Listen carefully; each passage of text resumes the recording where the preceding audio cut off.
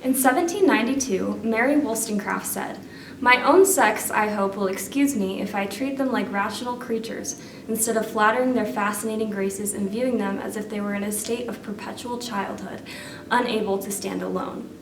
Abigail Adams had written to her husband, John Adams, a few years prior, admonishing him to remember the ladies and be more generous and favorable to them than your ancestors. Do not push such unlimited power into the hands of the husbands. It was brave women like Wollstonecraft and Adams who sparked the feminist movement, a movement that still moves forward today.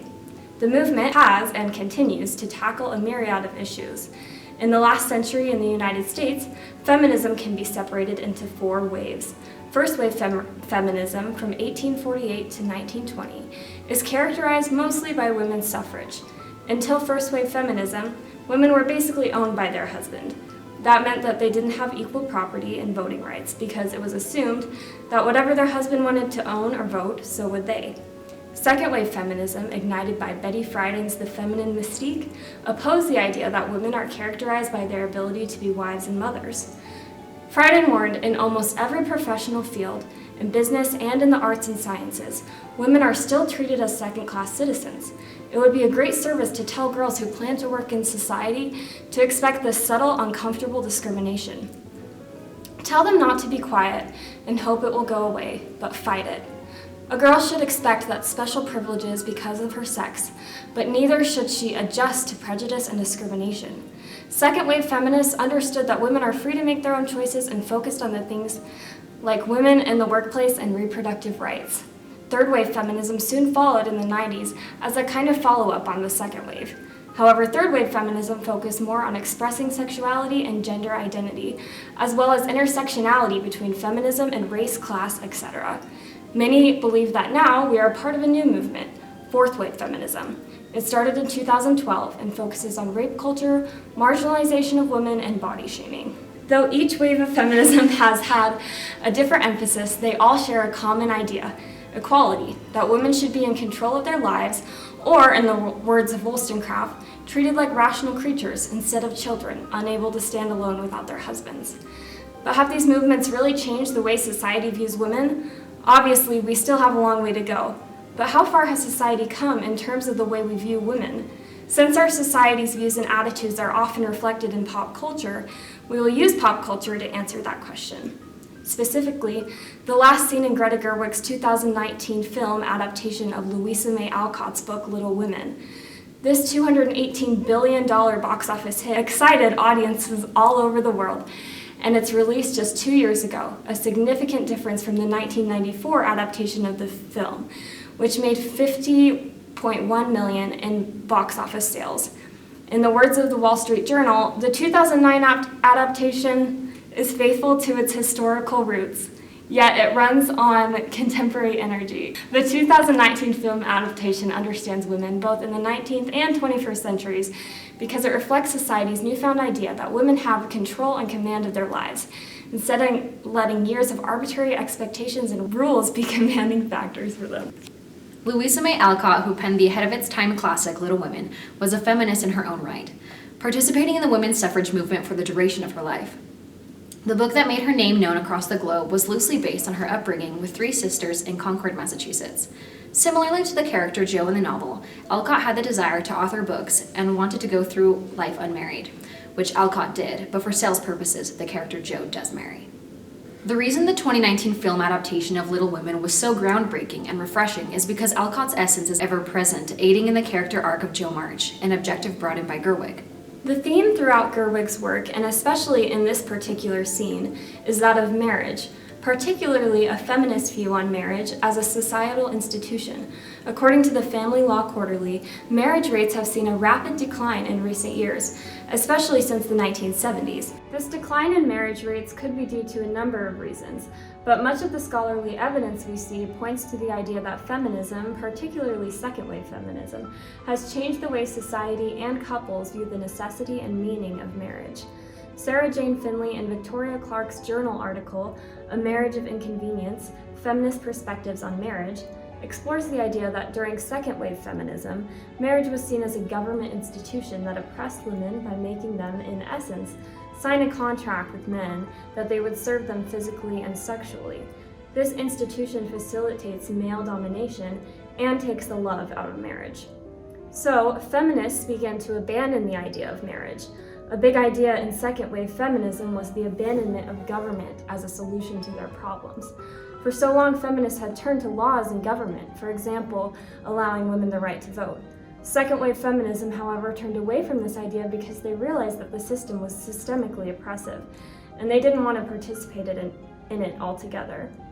However, going back to Finlay and Clark's article, feminism has now evolved in modern times to marriage being the new feminism.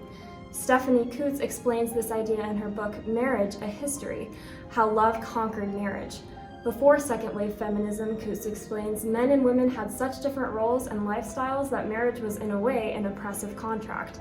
However, now that feminism has allowed women more voices in the workplace, politics, and society as a whole, though we still have much work to do, the definition of marriage has changed. Marriage is now seen as more of a partnership between men and women, a contract that facilitates love, not subordination or confinement. So, getting married is now a choice. It's not seen as something women or men have to do, but something that they want to do for no other reason than love, contrary to past reasons for getting married, which included finances, status, etc. Gerwig's adaptation themes women in authorship, ownership, art, commerce, and ambition.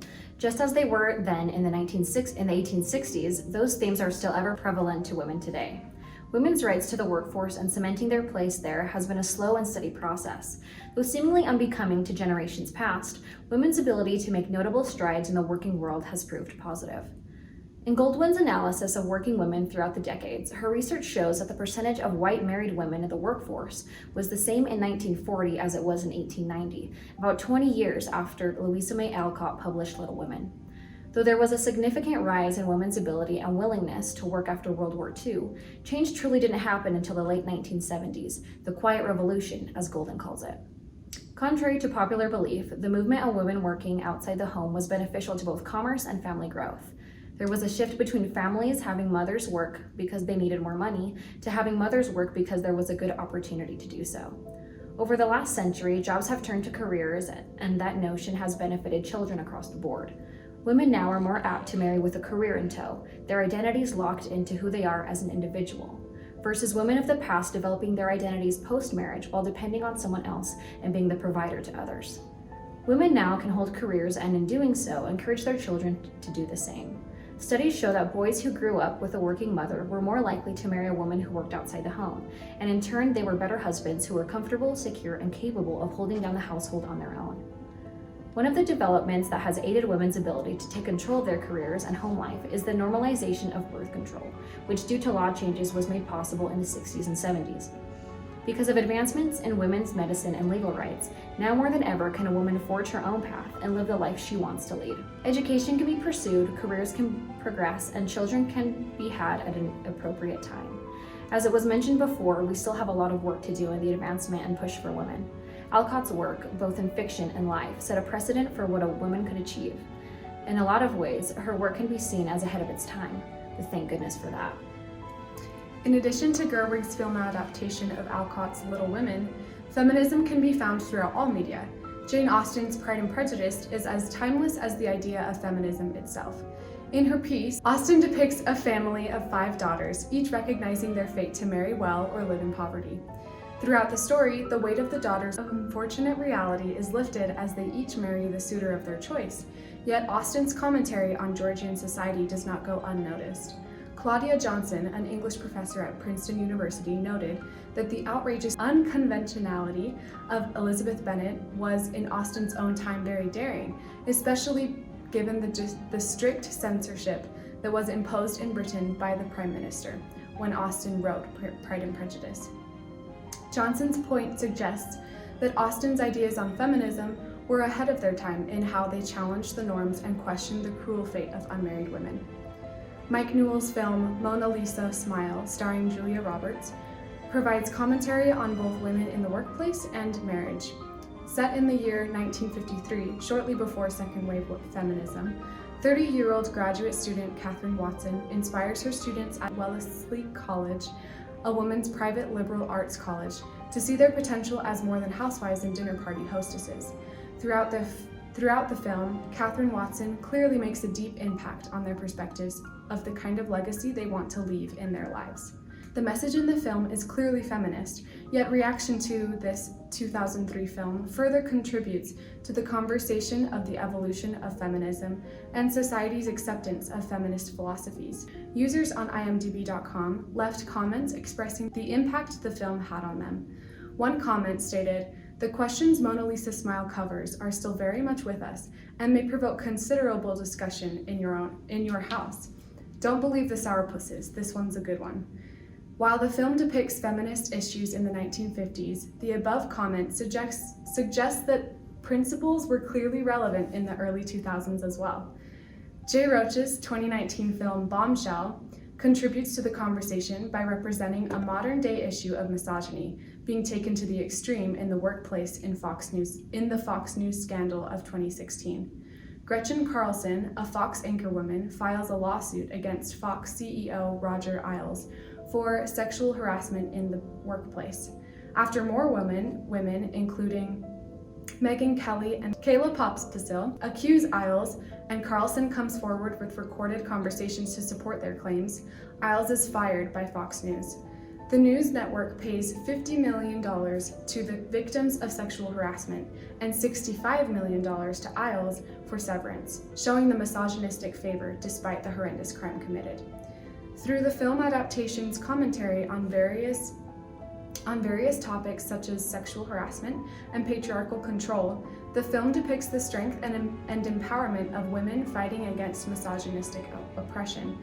Of Charlize Theron's performance of Megyn Kelly, Manola Dargis of the New York Times wrote, "She's a warrior, and Theron makes you believe that with her ramrod posture and absolute assurance, Megyn could lead an army or maybe a rebellion if she chose."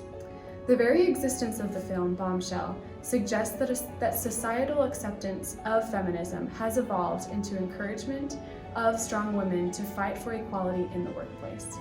As mentioned previously, Gerwig's work paired with Alcott's essence is ever present, aiding in the character arc of Jo March in the 2019 film. Jo fights against the societal expectation to be married or live in poverty by writing and publishing her own book. As this publication becomes one of Jo's primary objectives in Alcott's story, the depiction of Jo's achievement deserves attention and emphasis in the film. However, in the 1994 version, Jo relishes the publishing of her book for about a mere 25 seconds before she runs out the door to find Friedrich, her love interest. This depiction provides insight into feministic ideals in 1994, especially when in contrast, the 2019 version too shows Jo chasing down a leaving Friedrich, but it also shows Jo at the printers watching her first book, Her Greatest Desire, being printed, bound, and fitted for a cover, even down to the gold embellishment.